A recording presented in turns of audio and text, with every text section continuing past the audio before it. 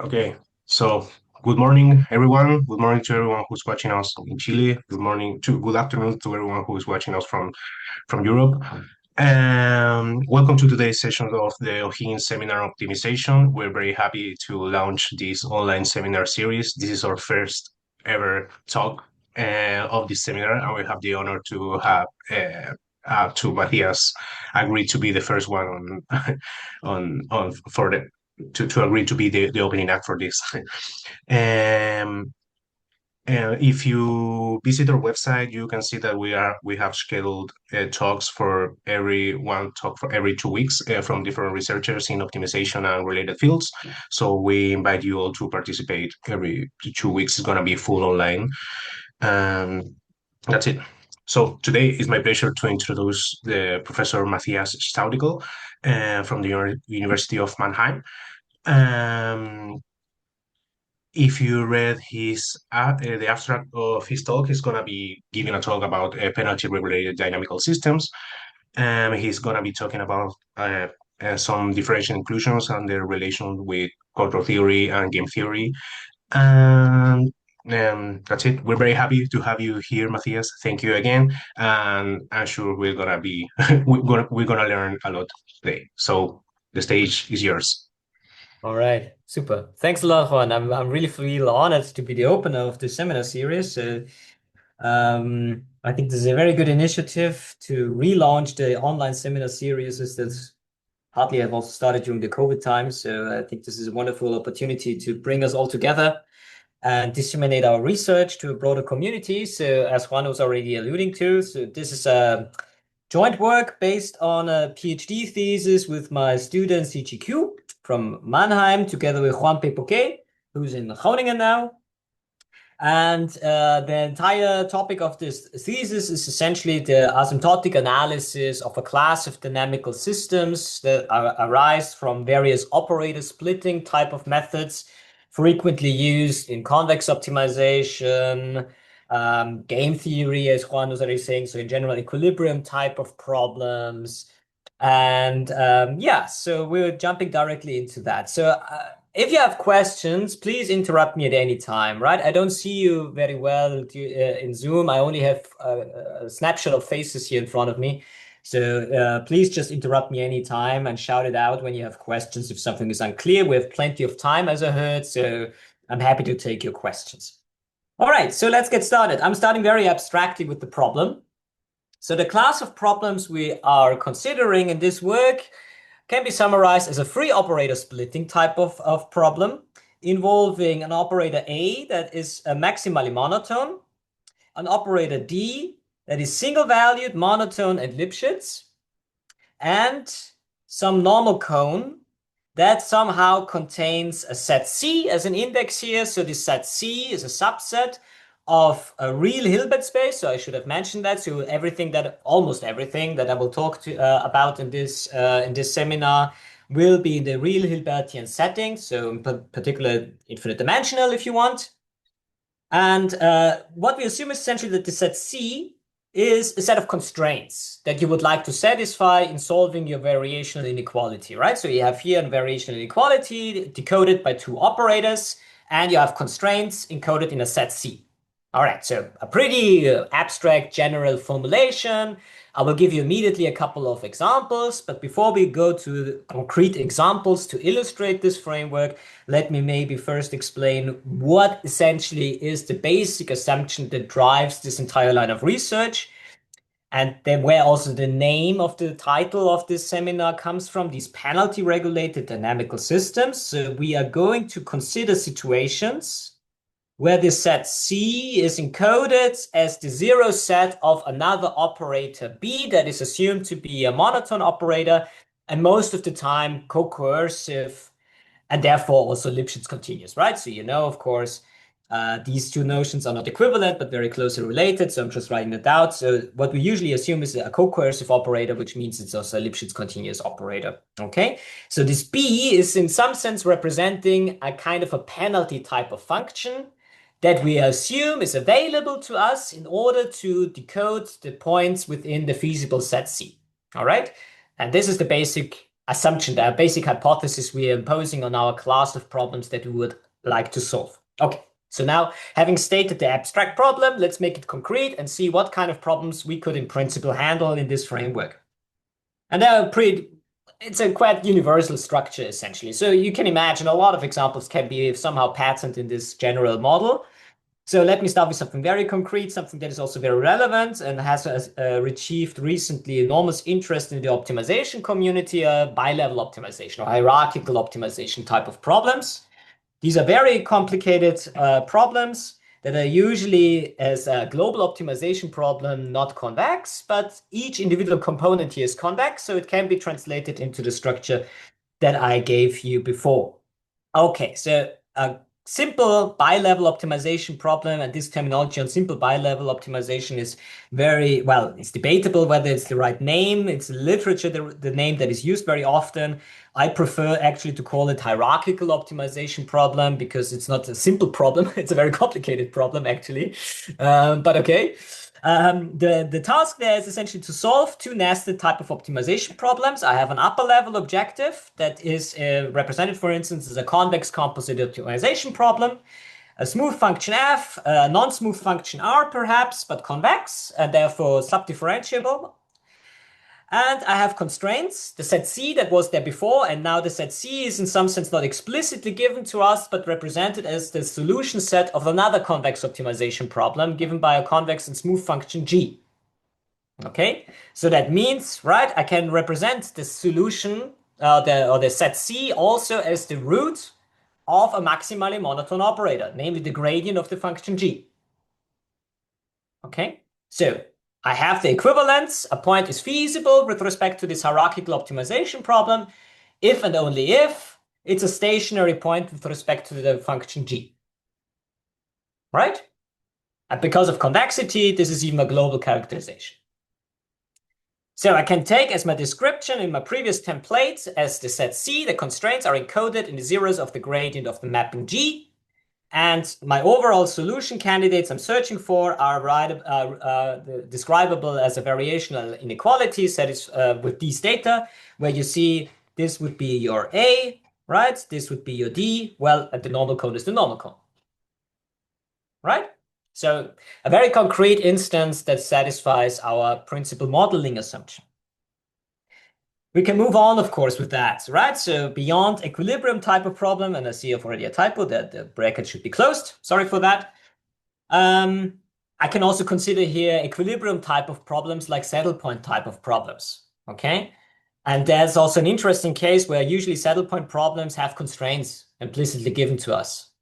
So constraints, for instance, formulated as linear or affine constraints like this are usually very, very difficult to include in saddle point optimization type of problems. So an interesting idea to approximate solutions of this problem would be to relax a little bit the constraints and therefore consider instead a penalty type of approach. All right, so I'm just looking essentially at the best approximation of the linear system of equations described by this relation. Okay. That's a useful thing to do, right? Because essentially I can now construct based on this real valued function psi, which is again a convex function and even smooth.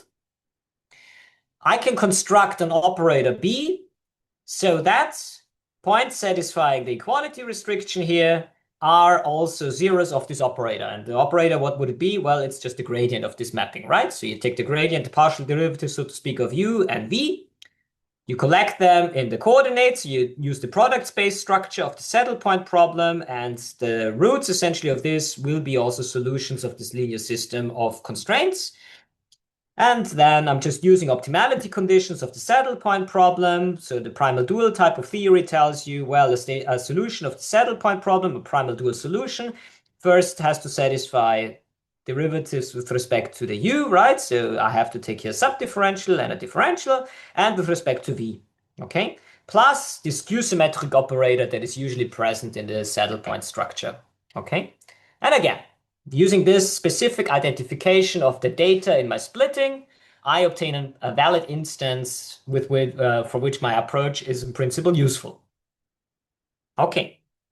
So these are the classes of problems we would like to study. And we would like to do that using first, before we jump into nitty details about algorithmic design, we think about this first from a dynamical systems perspective, right? So as you know, right, dynamical systems, so every algorithm is in principle a dynamical system in discrete time, first of all. This is clear, right? It's just an iteration of certain mapping, an algorithmic mapping. So using then as a kind of heuristic idealization of an algorithm, I can always pattern my algorithm essentially also as a continuous in time dynamical system and study then the asymptotic properties of the trajectories emanating from this dynamical system. This is, of course, something that is pretty much classical in optimization, and there are many, many brilliant people who actually push this approach forward. So Hedi Yardouch is a very prominent example along this line of literature, who was very, very, very influential, not only to me, but an entire generation of optimizers who essentially tried to push forward this perspective on optimization from a continuous time perspective.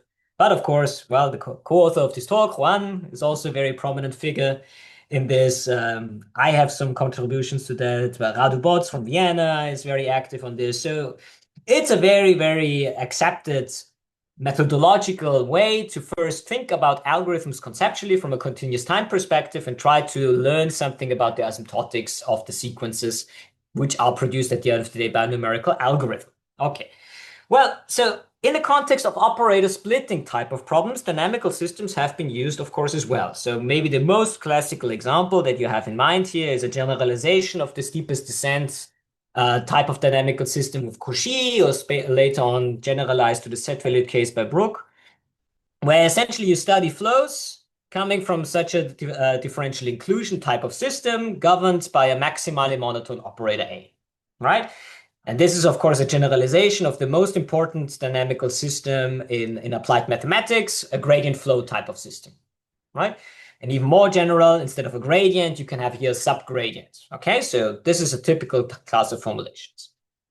Well, already here in this simple framework, unless you make some additional assumptions on this operator A, usually you will immediately see that this stuff is not going to converge to something that we would like to see. It depends, of course, on your point of view, right? From a dynamical systems perspective, things are going to converge also in various assumptions on the A, but it's not usually something like that you have convergence to a single point, but you can have more complicated dynamic phenomena like limit cycles or even chaotic attractors or something like that. So the most important observation is even if you would have like a maximally monotone operator that is like acting like a rotation. So something, for instance, like when you have a skew symmetric component in your operator like this, right? So some things are rotating.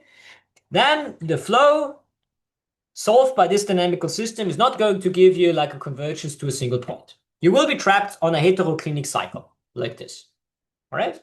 So then the question becomes, of course, already from the optimization perspective, right? If I'm not doing just dynamical systems, but I want to use my dynamical systems to make predictions about solutions to certain numerical algorithms, then this situation becomes already technically difficult to justify, right? So because it seems that the algorithm doesn't converge. All right. Well, in order to get something a bit more precise, a bunch of papers by Hedi and Roberto Cominetti, for instance, they coupled then these subgradient type of flows with a regularization term. The famous Tikhonov regularization that is super prominent in numerical analysis, but also in inverse problems. All right. And the main idea of this was the following. If you add this term to your dynamical system as an additional regularization factor, essentially what you do then here, right? What you get is essentially you study a gradient flow, a subgradient flow on a regularized type of object, right? You regularize essentially your function. And with this addition of this quadratic term, you make your function phi, which is maybe just convex at the start, you turn it into a strongly convex function. So you get a strongly monotone operator driving essentially the dynamical system. And strong monotonicity is, of course, a nice feature in dynamical systems and in general in operator splitting, because somehow you should then assume things under strong monotonicity converge.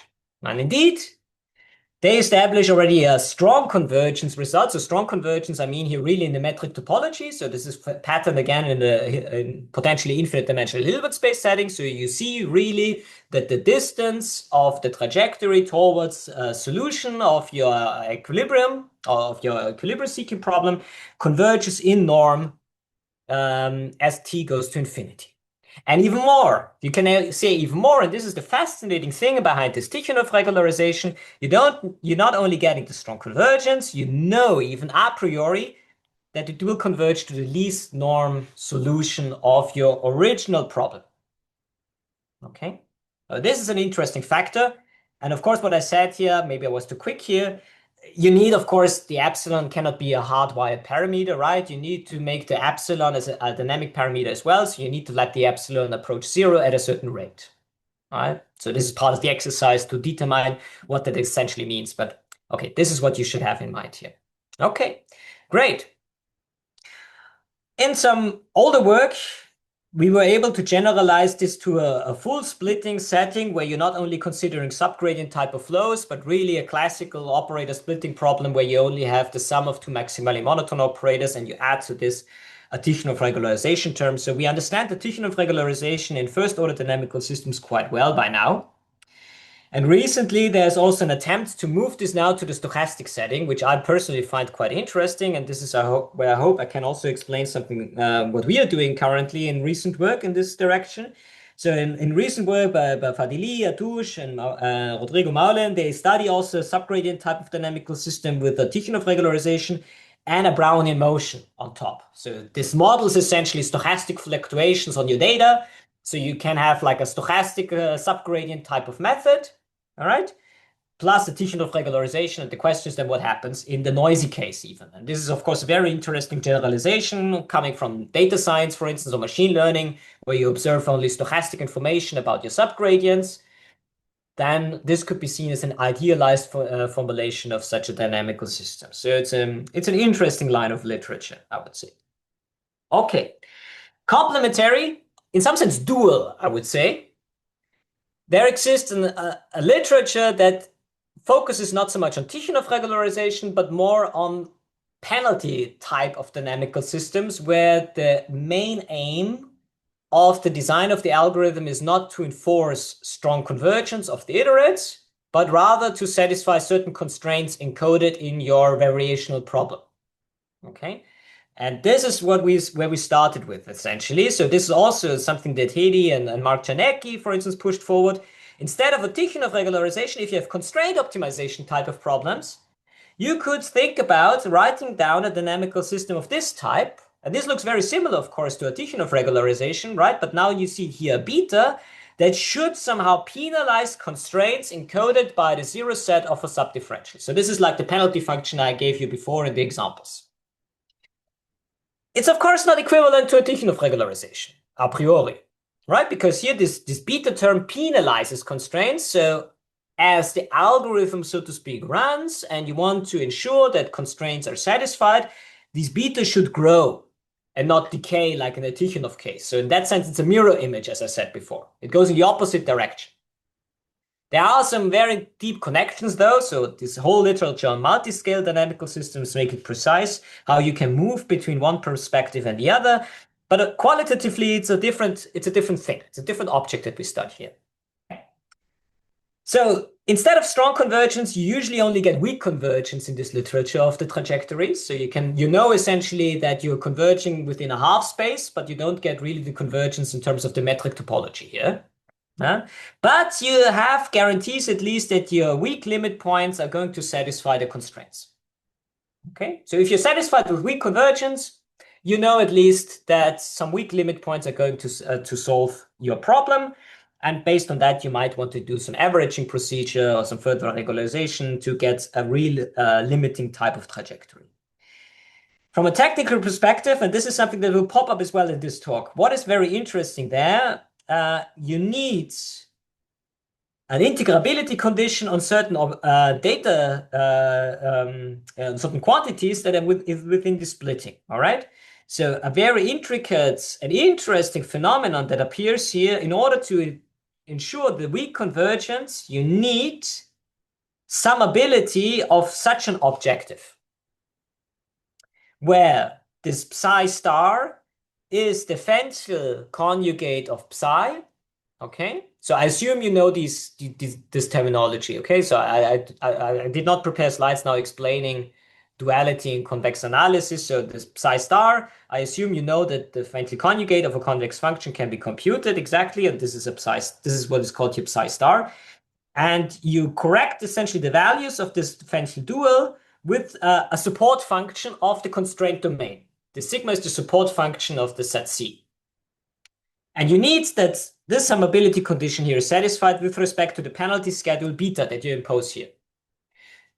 It's a very interesting thing that this pops up, and it comes naturally from convex analysis, actually. This is a piece where only convex analysis is essentially coming in, because this quantity here is essentially very much related to an object we know in convex analysis and monotone operator splitting. Namely, this is essentially a majorization of the so-called Fitzpatrick-Simons function. So for the aficionados here on monotone operator splitting, something very interesting happens here. And it will play a key role as well in some of the results that we have. Okay, so just bear with me. So you need essentially a condition like this. This looks like a very abstract condition, but at the end of the day, for certain function psi, we can essentially boil this down on a design criterion how the penalty parameters have to be designed. Okay, it's just a very interesting mathematical coincidence that this condition pops up here. All right, so this comes into the first part of the talk. Now I explained to you the Tikhonov regularization world, where the goal is to get strong convergence of trajectories, ideally to the least norm solution. The second line of literature was for constraint satisfaction. You add penalty terms and you get usually the weak convergence. So the first question we asked in this project, can we combine these two worlds together and write down a dynamical system that essentially has these penalty features so that I'm sure that my trajectories are going to satisfy constraints eventually. And second, I would also like to ensure that strong convergence of the iterates happens. That's what we want to do. All right? Good.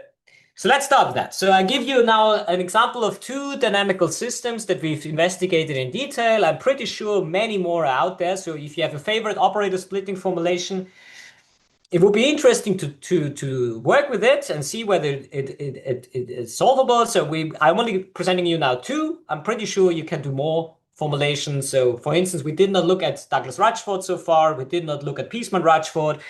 So there are still open questions in principle along this line. So I'm focusing on the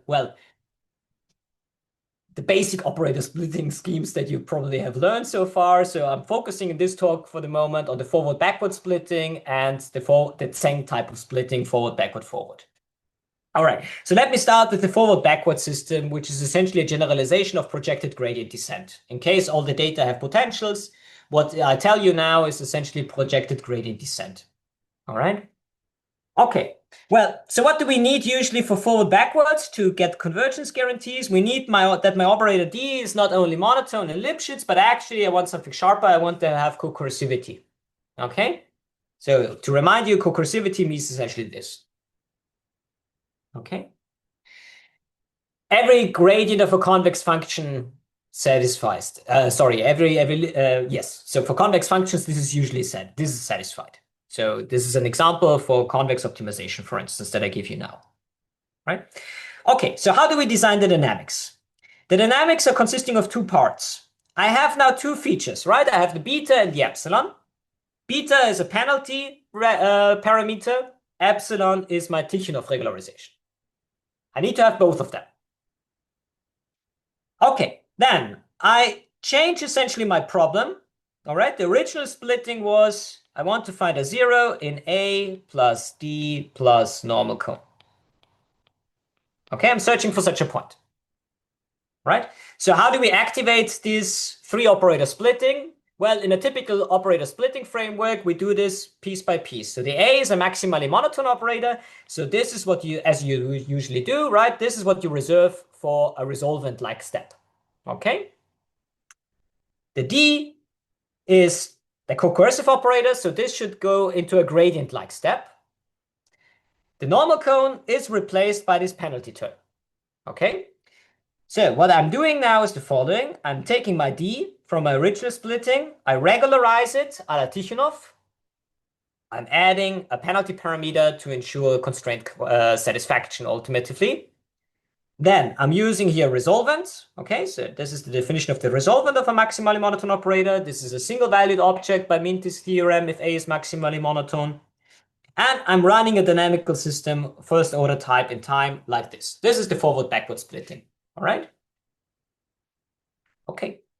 And the lambda you have here is like a step size kind of parameter, okay? So it acts like a step size in discrete time. So if you would do a discretization of this dynamical system, your lambda essentially determines what step size you can take. All right, so what do you get?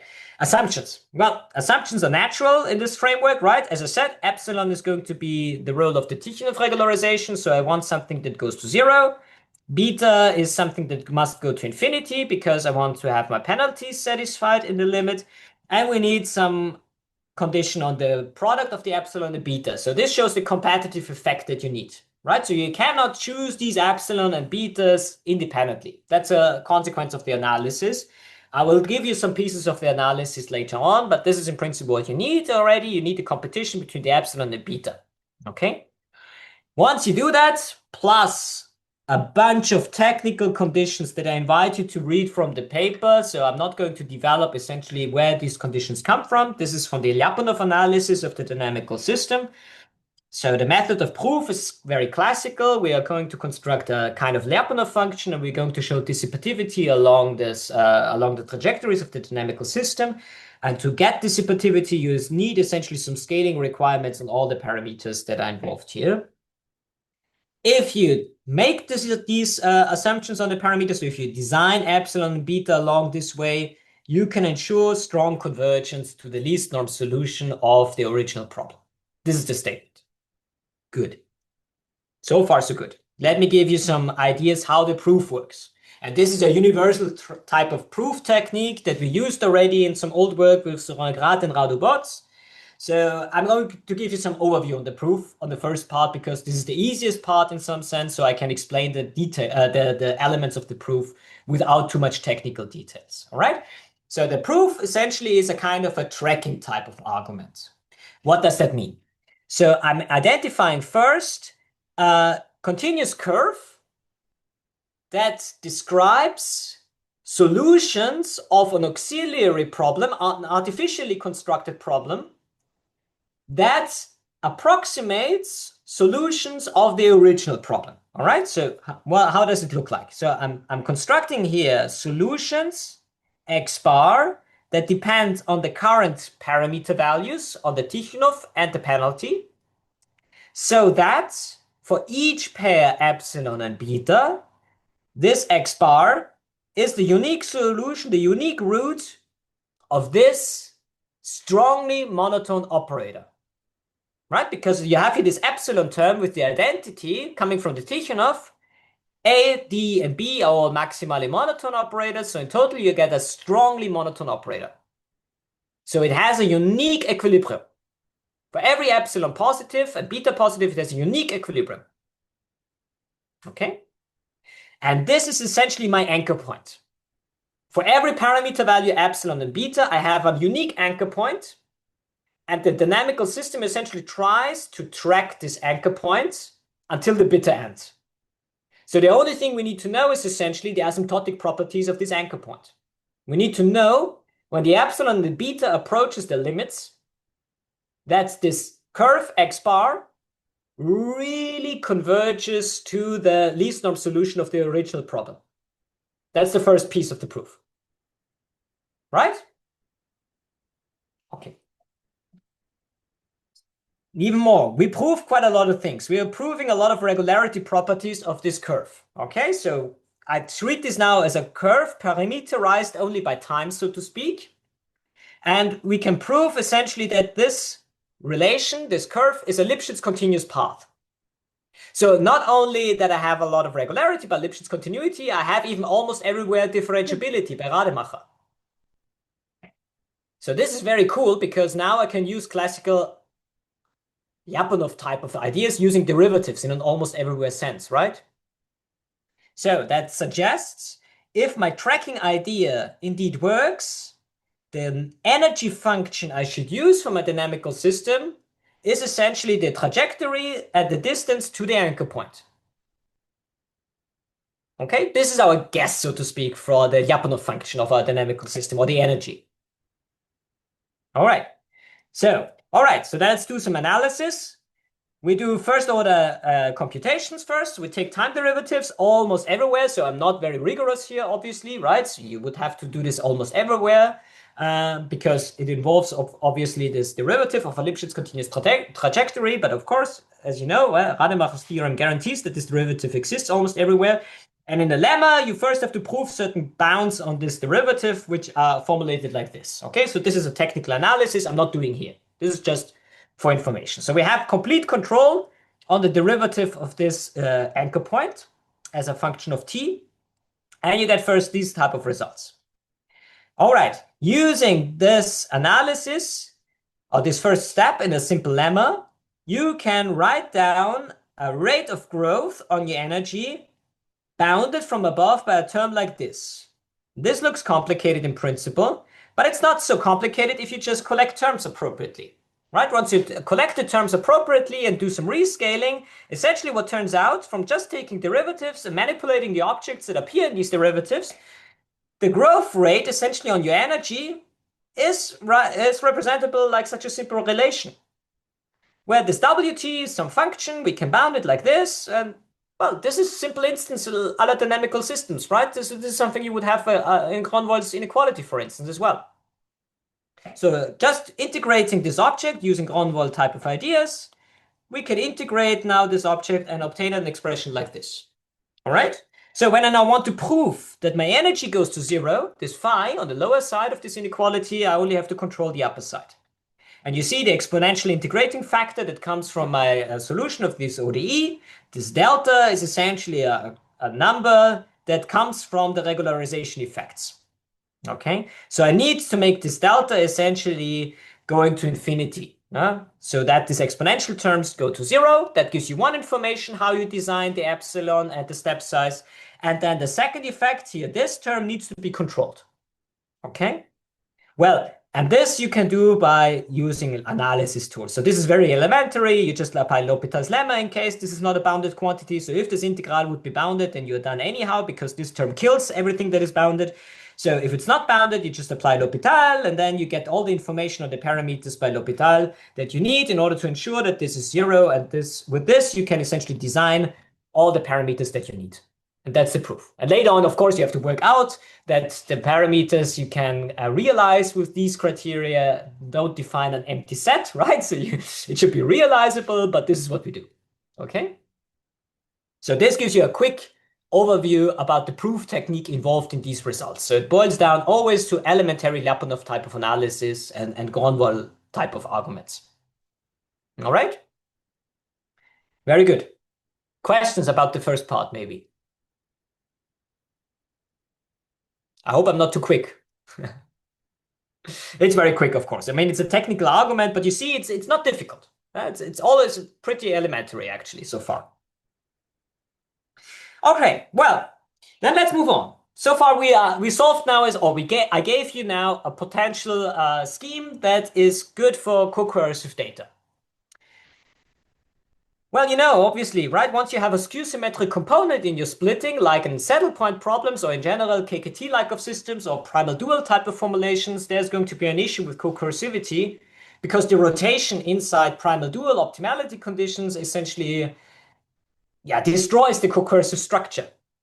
Right, so let me give an example, a simple zero-sum game like this, a saddle point problem where you just have a min-max of two numbers, x1 and x2, and I want just to min-max the product of these two numbers, right? So if I'm just writing down the optimality conditions of this, I obtain an operator that looks like this.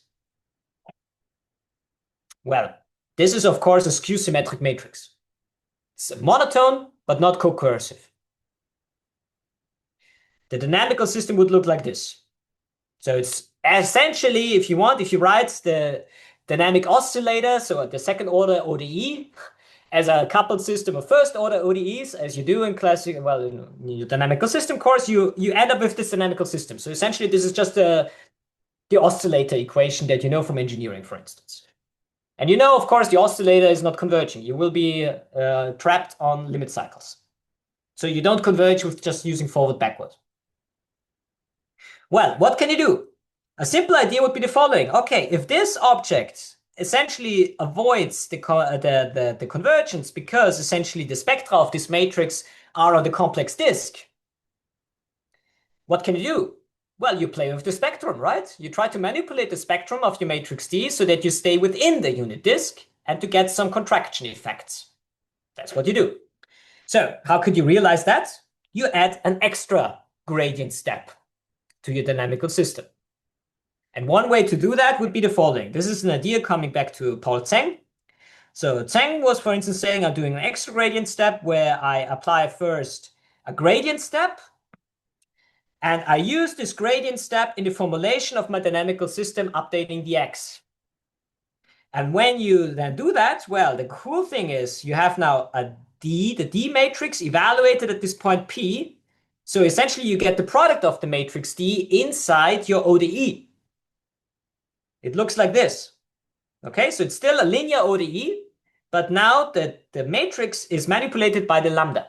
So when you choose now the lambda in a good way, there is good hope that actually the spectra of this matrix D lambda is going to be confined to the interior of the complex disk. And this is what you see. You get a spiral synced suddenly.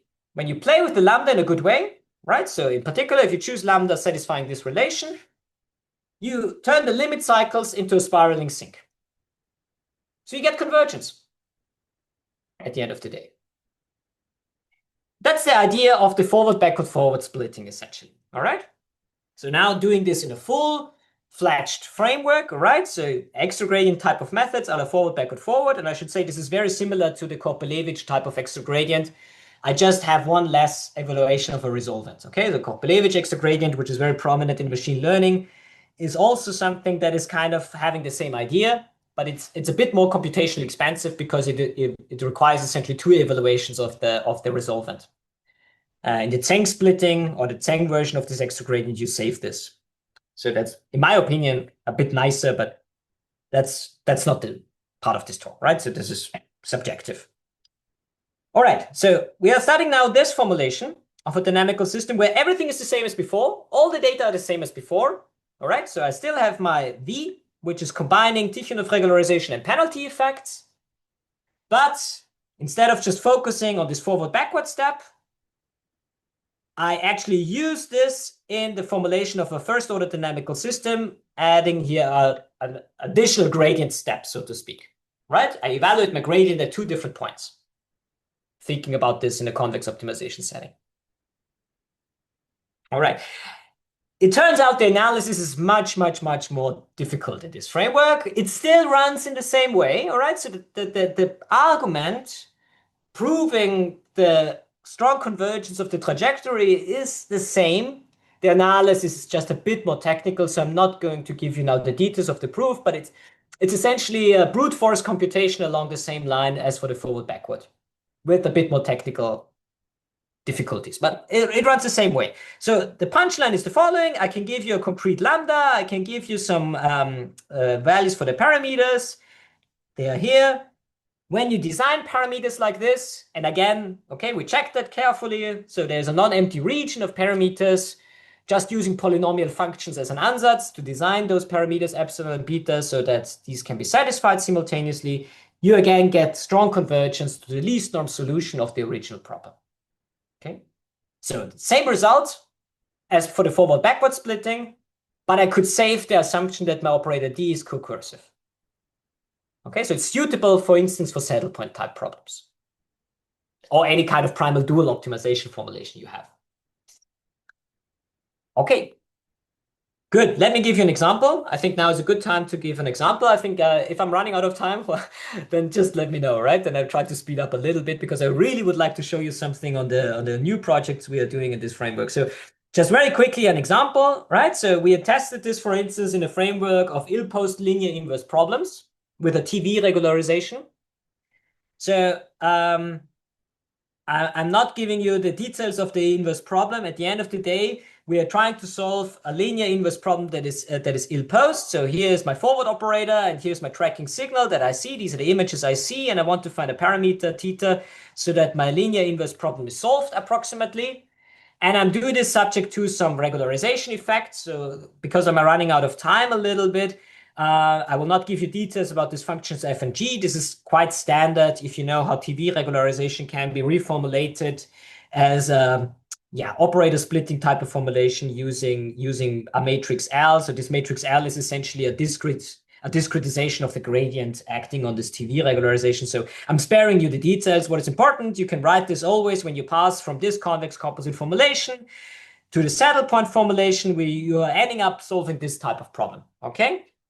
So we can handle it, of course, with the forward splitting I just showed you before, not with the forward-backward splitting, because your discretization of the gradient essentially introduces, as I said before, this skew symmetric component here. So a vanilla forward-backward application might not work here, or it has at least no guarantees.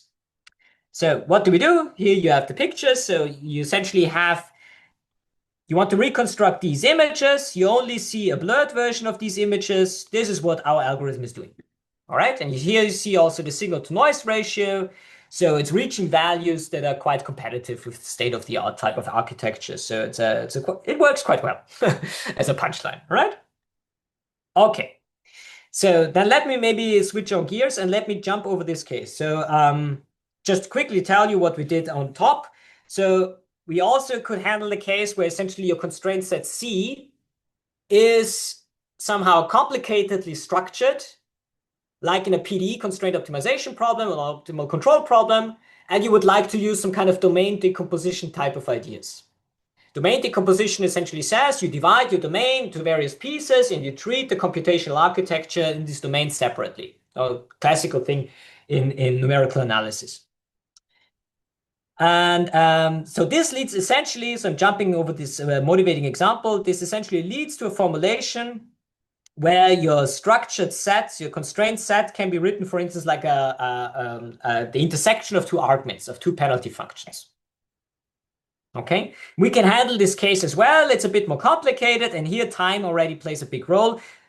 But I invite you to read the paper for this. I would like to move on maybe and tell you something about the recent stuff on stochastic versions of the algorithms or the dynamical systems, and switch and skip this section of the talk, okay, if you don't mind. All right. So, but it's a very interesting formulation that I'm quite happy with actually. So, but it's all in the paper, so you can read that later on.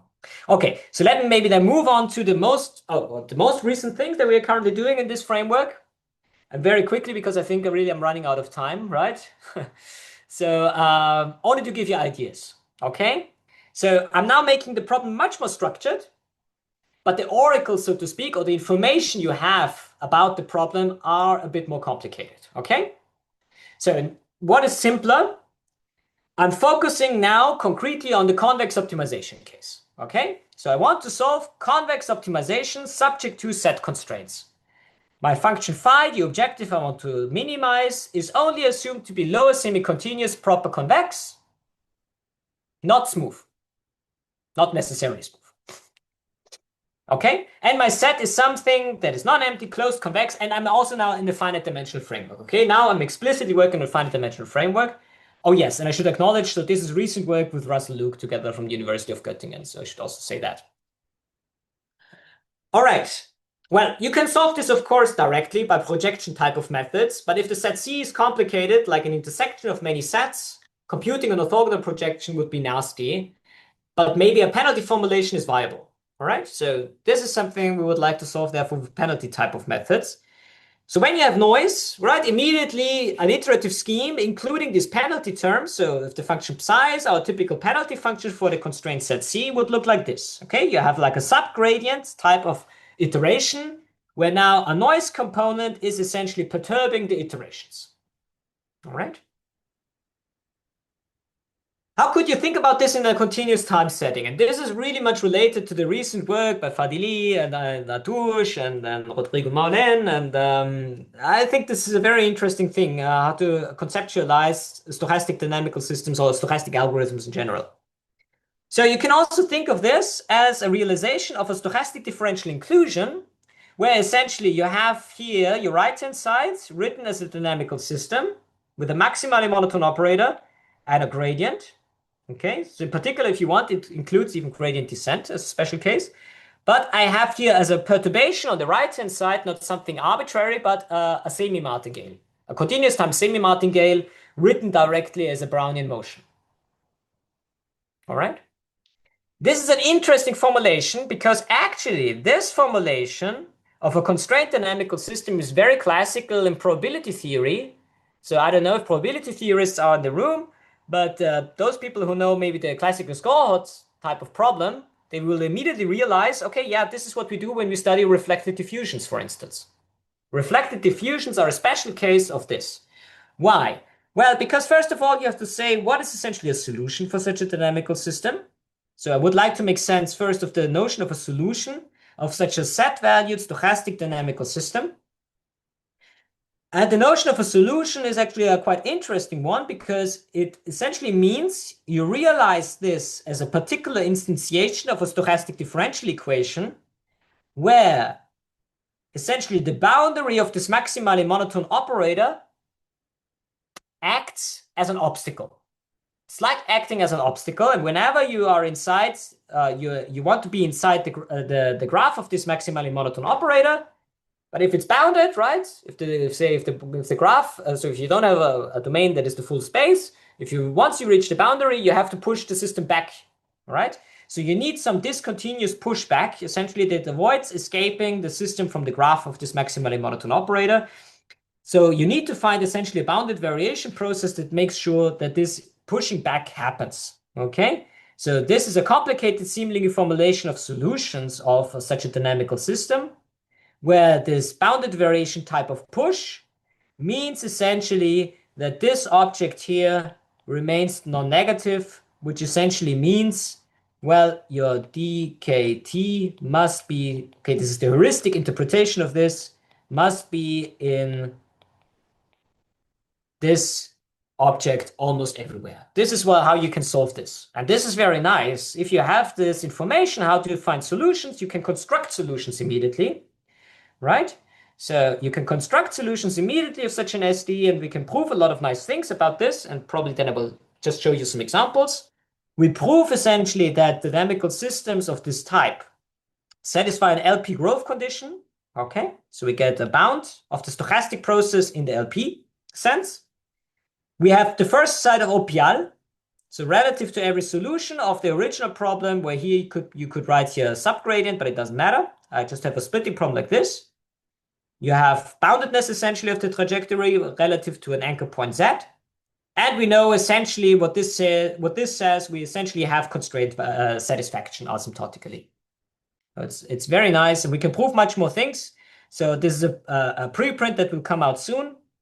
So I'll just show you a quick illustration to show you that this really makes sense. So we discretized this dynamical system as well. So we did the Euler-Maruyama discretization of the stochastic differential inclusion. We studied properties of the stochastic discrete dynamical system.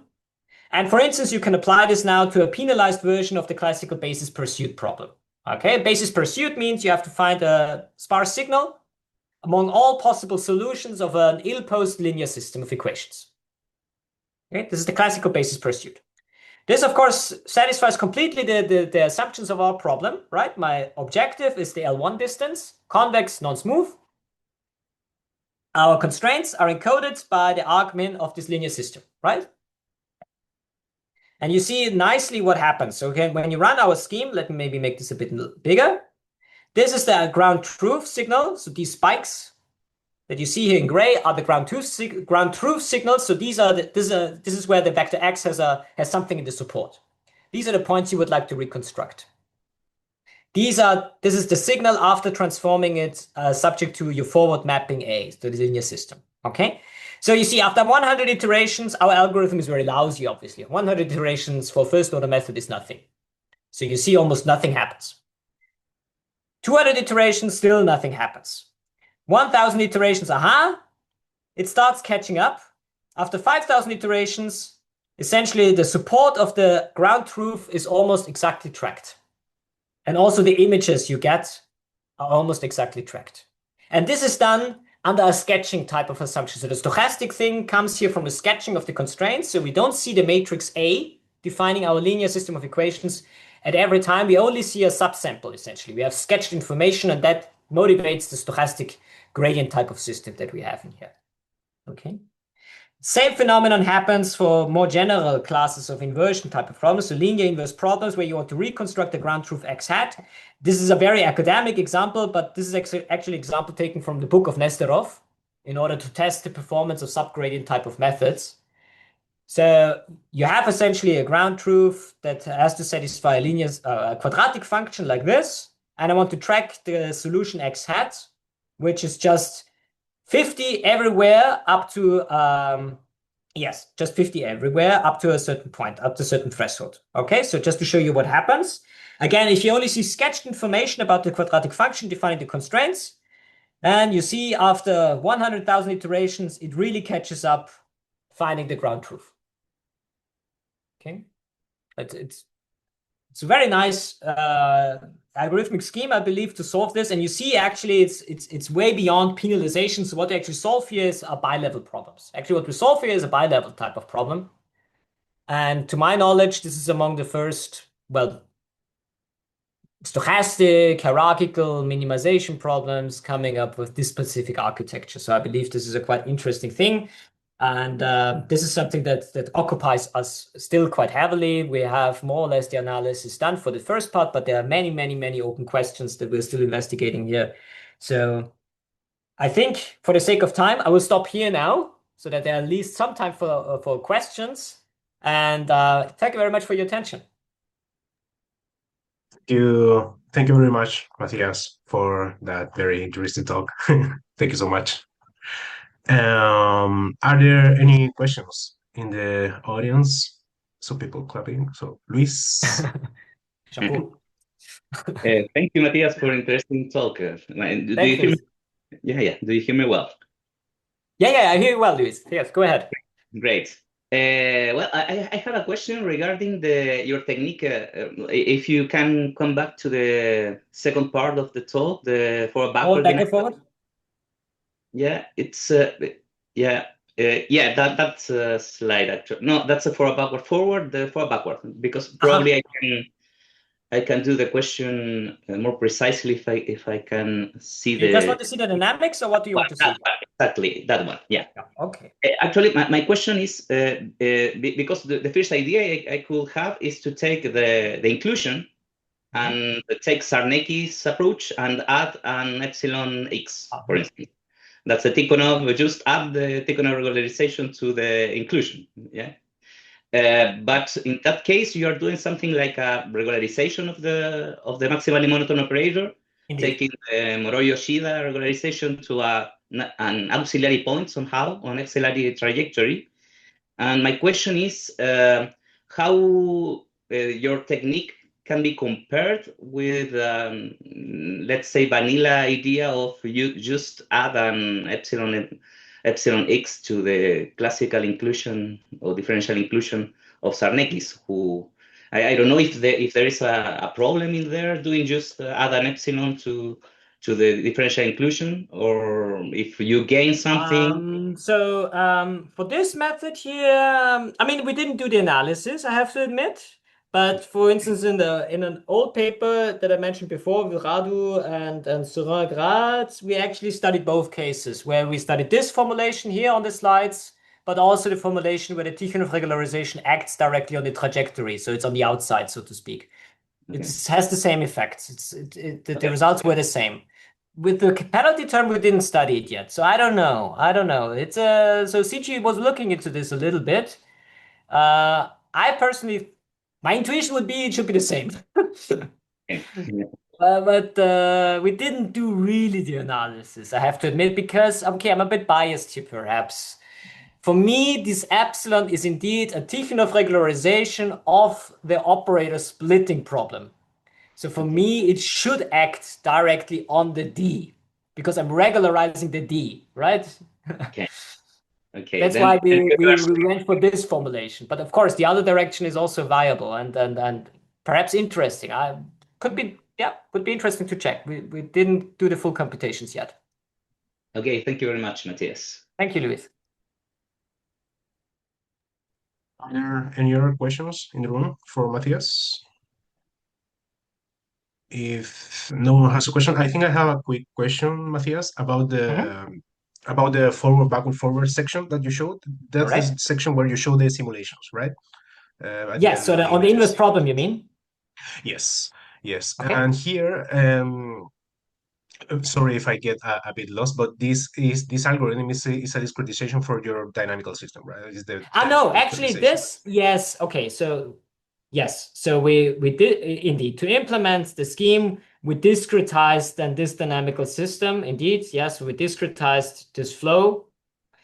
We did not do a discrete time analysis now of the discretization because it's, yeah, we didn't do that here. But okay, Yeah, you okay. just take the first order discretization of this and you implement it. This is just in the standard thing, forward, backward, forward splitting. Yeah, yes, okay, but with your technique, I mean, this is okay. This is the forward, backward, forward, but with adding your technique like in the implementation, right? The penalty. Yeah. So that's there. That's all in there. So the penalty and the Yes. Tikhonov regularization terms are all in there using a specific schedule, right? So the theorem that we prove Mhm. here tells us essentially how we have to design epsilon and beta so that theoretically strong convergence of the trajectory is guaranteed. So we Yes. used this Yeah, and Mhm. yeah, so my question in practice, how did you test it like in contrast with the regular forward, backward, forward? I mean, did you see any advantage? Did you see any Okay, yeah, that's a very speed, good some question. regularization, Yes. Well, something?